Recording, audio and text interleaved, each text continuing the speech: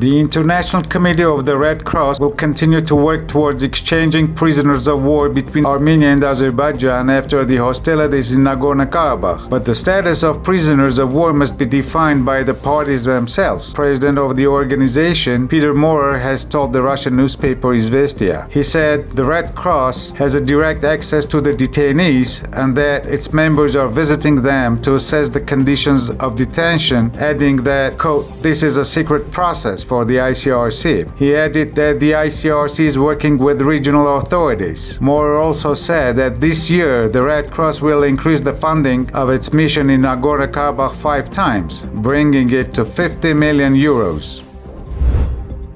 The trial on fabricated criminal cases against Armenian captives continue in Azerbaijan. Today, a Baku court resumed the hearing of the case of Armenian prisoners of war Ludvik Mkrtchyan and Alyosha Khosrovian. Azerbaijan accuses Armenian captives of torturing Azerbaijani captives and other crimes in the First Artsakh War. A court session of a trial against other Armenian prisoners of war was held yesterday in Baku's effort to prevent the Armenian captives' return to Armenia.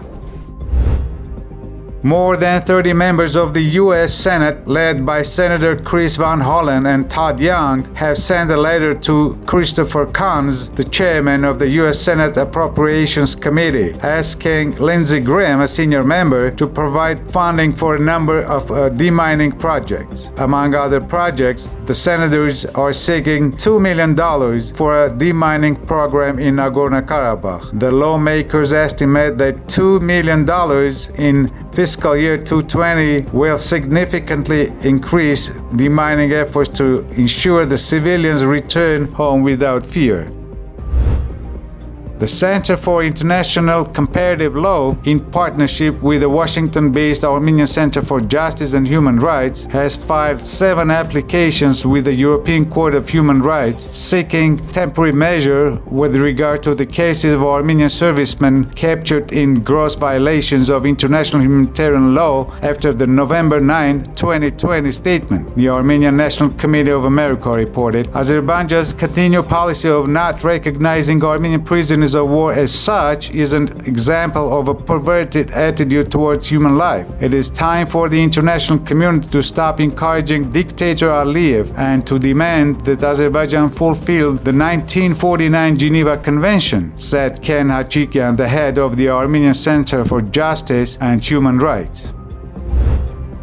Rudy Giuliani is the subject of a Justice Department inquiry into possible foreign lobbying for Turkish interests, separate from a criminal probe of his activities in Ukraine, according to people familiar with the matter, Bloomberg reported. For almost a year, the former New York mayor and personal lawyer to Donald Trump has been fielding questions about whether he was acting for Turkey when he pushed the Trump administration in 2017 to drop money laundering charges against gold trader Reza Zarrab, and also reportedly sought the deportation of exiled Muslim cleric Fethullah Gulen. Zarrab later pleaded guilty and implicated Turkish President Recep Tayyip Erdogan in a sanctions evasion scheme, while Erdogan claims Gulen was behind the failed 2016 coup against his government.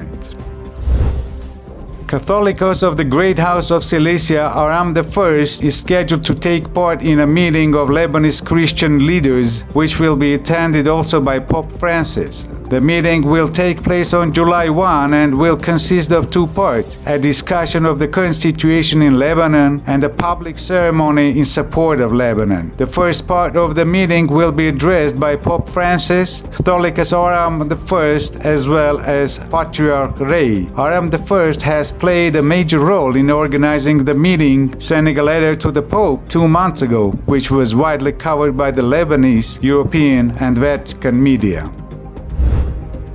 As of 11 a.m. on June 29, a total of 22,000 cases of coronavirus disease have been confirmed. 128 new cases were confirmed on June 29 in Armenia. 60 people were discharged. No deaths were registered.